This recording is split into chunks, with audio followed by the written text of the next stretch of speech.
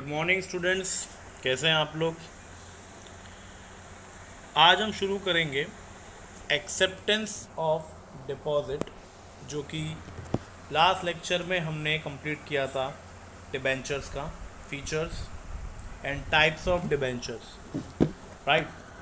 सो इसमें हम ये देखेंगे एक्सेप्टेंस ऑफ डिपॉजिट्स, जो कि एक तरीके का ये बोरोड सोर्सेज ऑफ फंड है। जिस तरीके से कंपनी बोरो करती है, तो हम इसको एक्सप्लेनेशन देखते हैं। सबसे पहले क्या दिया है, public deposit is an important source of financing short term. याद रखना स्टूडेंट्स, एक्सेप्टेंस ऑफ डिपॉजिट्स ये क्या होता है, एक तरीके का short term source of financing है जो कंपनी करती है। Company receive fix rate of fix deposit from the public and the timing should be 6 to 36 months and that is simply called as a public deposits। ध्यान से सुनिए concept कैसा होता है। जैसे कि मान लीजिए कोई पब्लिक कंपनी है, ये काम वही कर सकती है। पब्लिक कंपनी को क्या करना होता है, अब उसे समझो कोई शॉर्ट पीरियड के लिए छोटा अमाउंट चाहिए। अभी हर बात के लिए शेयर से इशू नहीं कर सकते, ना डिबेंचर्स से मांग सकते हैं। तो ये कंसेप्ट ऐसा है कि कंपनी क्या करती है, न्यूज़पेपर में ऐड देती है और लोगों को ये ऑफ़र जाता है कि आप लोग हमारी कंपनी में पैसा डिपॉजिट कर सकते हैं। जैसे कि 6 महीने से लेके 36 महीने तक, दैट इज़ यहाँ पे दिया हुआ है ना, 6 months to 36 month। इस दौरान आपको बदले में क्या दिया जाता है, इंटरेस्ट। ये आपको याद रखना है। अब जो लोग न्यूज़पेपर पढ़ेंगे, अभी न्यूज़पेपर भी कैसा होगा, याद रखना है। न्यूज़पेपर होना चाहिए इंग्लिश न्यूज़पेपर और वहाँ की लोकल लैंग्वेज का newspaper, English plus local language. Got it, ये वहाँ का कंसेप्ट है। अब पब्लिक कंपनी जब ये ऐड उसमें छपवाती है, तो न्यूज़पेपर पढ़ने के बाद जो भी लोग इस ऐड को पढ़ के कंपनी में आके आगे से ऑफ़र करते कि हाँ चलिए हम पैसा डिपॉजिट करेंगे, फाइन, तो फिर उसके बाद ही कंपनी उनसे एक्सेप्ट करती है। और बदले में जो है उनको क्या प्रोवाइड करती है, डिपॉजिट रिसीप्ट। याद रखना, पब्लिक जब पैसे जमा करती है कंपनी में, तो बदले में क्या मिलती है, डिपॉजिट रिसीप्ट। और जो पर्सन पैसे जमा करता है वो पर्सन को क्या कहते हैं, डिपॉजिटर, राइट। अब चलिए मान लीजिए अखबार पढ़ के हम और आप चले गए कंपनी में, हमें अच्छा लगा कंपनी का ऑफ़र, पर मन में सवाल ये होता है कि जो पैसे हम कंपनी में लगा रहे हैं वो हम चाहे तो बैंक में भी लगा सकते हैं। बैंक में रख देंगे तो बैंक तो सेफ़ ही है, इंटरेस्ट वहाँ पे भी मिल जाएगा। लेकिन यहाँ पे कंपनी जो है वो आपको इंटरेस्ट थोड़ा बढ़ा के दे रही है, राइट। क्यों बढ़ा के दे रही है, ताकि आप लोग बैंक में जमा ना करके कंपनी में ऑफ़र करें। और डिपॉजिट जो है, ये वैसे बता देता हूँ, ये सिक्योर्ड भी होता है, अनसिक्योर्ड भी होता है। कंपनी कहीं पर भी ये वादा नहीं करती है कि आपका पैसा आपको कंफर्म मिलेगा। ये पब्लिक की खुद की एक अपनी ओपिनियन है, अपनी खुद की डिसीजन है, जिसमें वो लोग चाहे तो पैसे जमा कर सकते हैं, नहीं तो नहीं कर सकते, राइट। अब ये कंसेप्ट ये कहता है कि न्यूज़पेपर के थ्रू ही पब्लिक को बुलाया जा सकता है और कोई तरीका नहीं है न्यूज़पेपर, फाइन। किसी को भी अगर समझो किसी और तरीके से बुलाया तो फिर क्या हो जाएगा, ये फ्रॉड में आ जाएगा। एज पर section 2 subsection 31 of the Companies Act 13, deposit includes any receipt of money by the way of deposit or loan in any of the form by a company, but does not include such category of amount may prescribe in consultation with the Reserve Bank of India। इसमें reserve bank of India का consultation include नहीं होना चाहिए। The above expression है further elaborated rule 21C of the company's acceptance deposit rule 14। The rule provide that deposit means any receipt of the money in form of deposit or balloon। However, deposit does not include following, किन किन चीज़ों को deposit नहीं माना है, ये जो है ना ये डिपॉजिट नहीं है, इसके अलावा जो है वो डिपॉजिट है। तो देखते हैं, सबसे पहले क्या बोला है, any amount receive from the state government. State government क्यों देगी, पब्लिक देना चाहिए ना, तो ये नहीं होगा। कोई बैंकिंग कंपनी आपस में लोन नहीं देगी, गवर्नमेंट नहीं, कोई और कंपनी नहीं, कमर्शियल पेपर के थ्रू भी नहीं, बॉन्ड्स भी नहीं, कोई ट्रस्ट नहीं, कोई डिबेंचर नहीं। दैट मीन्स, और वैसे भी ये जो आंसर हम पढ़ रहे हैं ये चैप्टर नंबर 5 में हम टोटली डिस्कस करेंगे, क्योंकि वो चैप्टर इसी से डील करता है, that is deposit. Right, totally पता चलेगा आपको, उसमें हम डिटेल में पढ़ेंगे। इस चैप्टर में खाली इसके बारे में एक आंसर ही दिया हुआ है। तो हमें यहाँ से क्या सीखने को मिला कि डिपॉजिट क्या होता है, जो एक कंपनी मांग रही है, किसके लिए, शॉर्ट टर्म के लिए। फाइन, इसमें पैसे जमा कौन करेगी, पब्लिक। बदले में क्या मिलेगी उनको, डिपॉजिट रिसीप्ट। फाइन, इतना याद होना चाहिए। एंड टाइम पीरियड क्या होगा, 6 मंथ्स टू 36 मंथ, याद रखना है आपको। चलिए नेक्स्ट प्रोसीड करते हैं बॉन्ड की तरफ। बॉन्ड इज़ अ डेब्ट सिक्योरिटी। बॉन्ड इज़ अ डेब्ट सिक्योरिटी जो बोला है आपको, ये बॉन्ड अपने आप में ये एक कर्जे की तरह ही है। मतलब इसमें और डिबेंचर में ही फ़र्क है कि नाम उसका डिबेंचर है, इसका बॉन्ड है। दोनों का कंसेप्ट सेम है। एक फॉर्मल कॉन्ट्रैक्ट होता है, वही कंपनी ने बोरो किया है और वही इंटरेस्ट देने का वादा किया है। Bond is a loan and the bond holder is a lender to the institution, और उसको हम क्या कहेंगे, क्रेडिटर। मैंने आपको बताया था, शेयर होल्डर के अलावा कोई भी जो पैसे देता है उसको हम क्या नाम देते हैं, क्रेडिटर का। और क्रेडिटर है तो उसको क्या मिलेगा बदले में, interest. Got it. So basically I can say debenture and bond एक तरीके का सेम कंसेप्ट है, आपको याद होना चाहिए।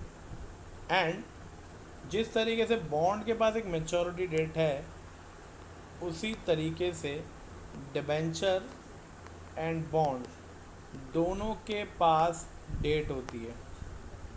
Fine, according to Webster dictionary, a bond is an interest bearing certificate issued by government और business firm promising to pay the holder to specific sum at a specific date. ऐसे basically ये जो काम है ये गवर्नमेंट ज़्यादातर करती है, जो बदले में क्या इशू करवा देती है, बॉन्ड्स। फाइन, इसको ख़रीदता कौन है, वही पब्लिक। पैसा थोड़ा हाई होता है इसके अंदर, ये होना चाहिए। रीज़न ये है कि हमारी गवर्नमेंट को जब कहीं पैसे का रिक्वायरमेंट होता है तो वो क्या इशू कर देती है, बॉन्ड्स, और बदले में क्या ऑफ़र कर देती है, इंटरेस्ट। अब ऐसा करने से क्या होता है, गवर्नमेंट को अमाउंट मिल जाता है, और गवर्नमेंट इसका जो टाइम पीरियड है वो अच्छा खासा लंबा रखती है। दैट इसको मैं कह सकता हूँ ये एक लॉन्ग टर्म वाला काम है। राइट, और ये प्रैक्टिकली कहूँ तो ये एकदम सेफ है, बिकॉज इसमें किसका इन्वॉल्वमेंट है, गवर्नमेंट का। The company borrows money and issue bond as an evidence of डेब्ट। Interest is payable on bond at a fix interval on maturity of bonds. कुछ जगह पे ये इंटरवल में मिलता है, कुछ जगह पे ये लास्ट में मिलता है। जैसे चाहे वैसे सामने वाला पर्सन एक्सेप्ट कर सकता है इसको। तो पहला देखते हैं नेचर ऑफ फाइनेंस क्या कहता है। इट्स अ डेब्ट finance, it provides a long term finance. Long term अभी बताया था मैंने। The bond can be issued for longer period, it is 5, 10, 25, 30। इतने लंबे समय के लिए ये इशू किया जाता है ताकि गवर्नमेंट उस पैसे का अच्छा यूज़ कर सके और सामने वाले को इंटरेस्ट पे करे, और end of the maturity time, जब मेच्योरिटी पूरी होती है तो गवर्नमेंट उसको उसका पूरा प्रिंसिपल अमाउंट पे रिटर्न दे देती है। Status of bond holder. The bond holder, उनको हम क्या कहेंगे, क्रेडिटर, जैसे मैंने कहा जो भी पर्सन पैसे इसमें जमा करेगा वो क्या हो जाएगा, creditor. Since they are creditor and non owner, they are not entitled to participate in general meeting. वैसे भी इनको भी मीटिंग में आने की कोई परमिशन नहीं होती है. They have no voting right and have no participation in the management. ना वोटिंग ना meeting. Fine, get simple. No vote, no meeting.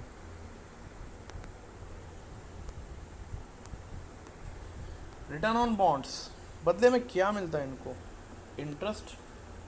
It is payable at regular interval on maturity of bond. And repayment वापस बताया last में. Bond have specific maturity date on when the principal amount is repaid.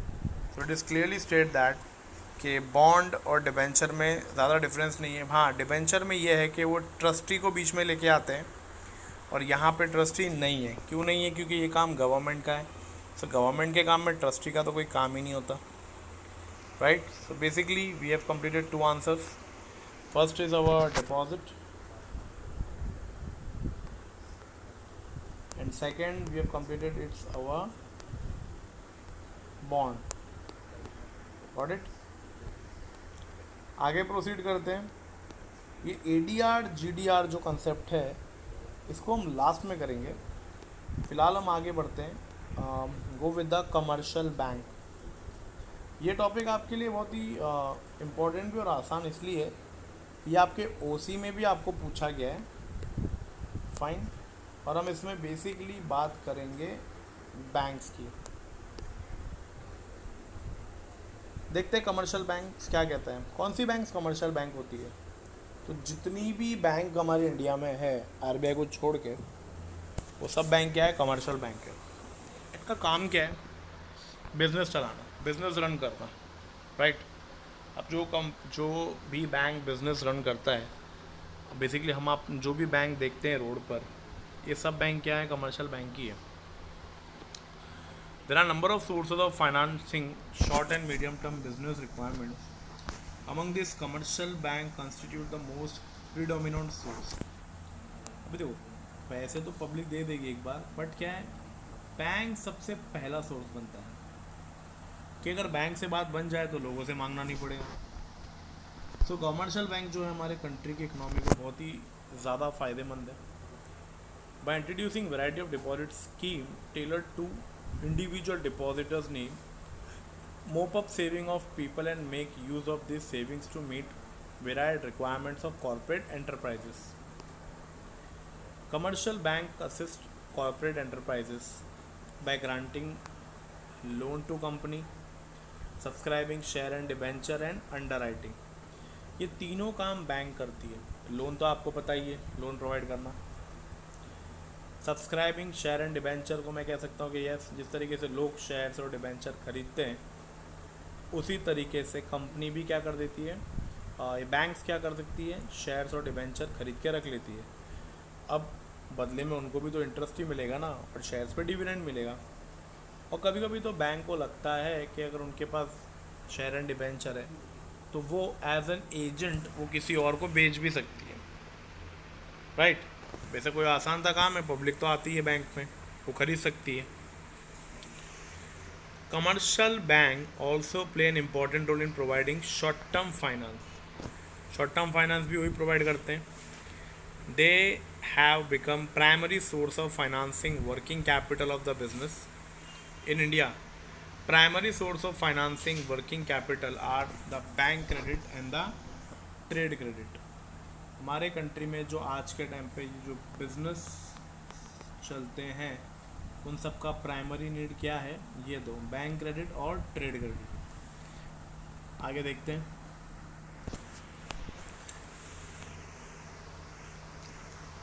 Banks have introduced many innovative scheme of disbursement of credit. They are as follows. सबसे पहले आता है overdraft. Overdraft क्या है, समझो कोई पर्सन है जिसका करंट अकाउंट है बैंक में.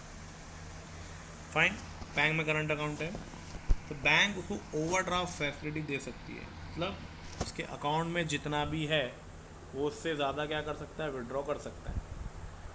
The borrower can withdraw fund as when he needed, he is allowed to overdraw his current account up to the credit limit which is sanctioned by bank. Within this stipulated limit, any number of drawings are permitted. Repayment can be made whenever required during the time period.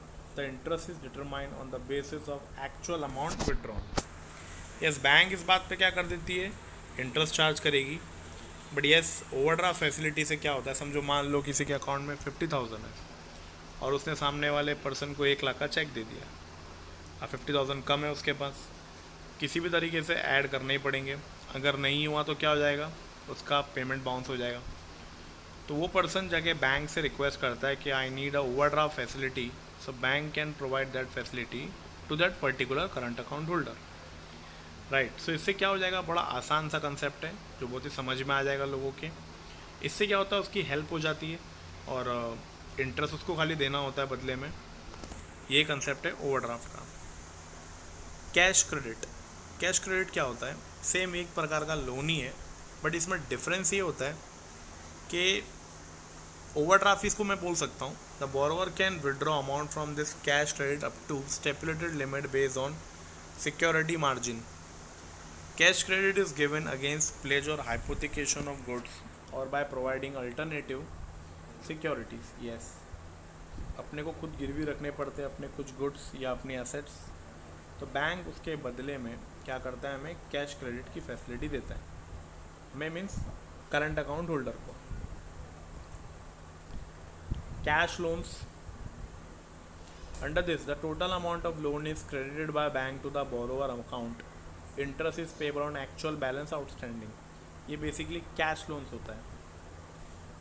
Discounting bill of exchange, ये आप accounts में सीख सकते हैं, accounts में भी इसका जिक्र है। जो ड्रॉवर है उसको हम क्या कहते हैं, सेलर, फाइन। और जो बाद में आता है ये ड्रॉवी, इसको हम क्या बोलते हैं, buyer. Drawer can receive money from due date before discounting the bill with the bank, this is nothing but selling the bill to the bank. The bank gives money to drawer less than the face value of the bill. Thus, bill of exchange are trade bills. They are accepted by bank and cash is advanced against them.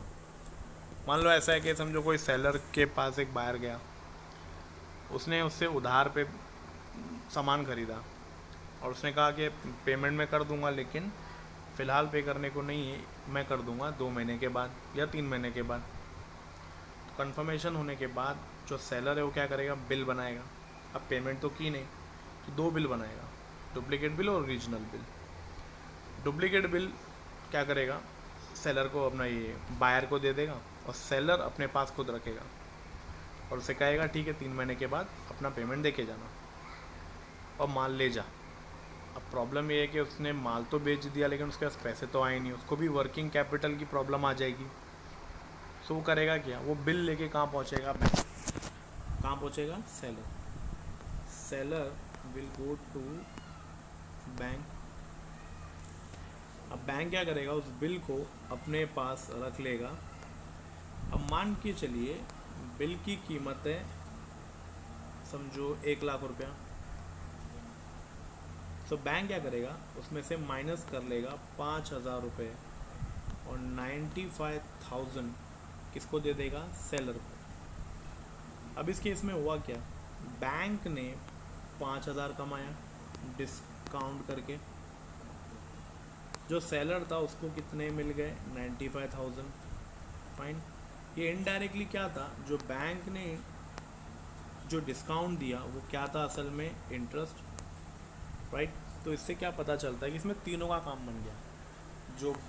जो buyer था उसको क्या मिल गया, time.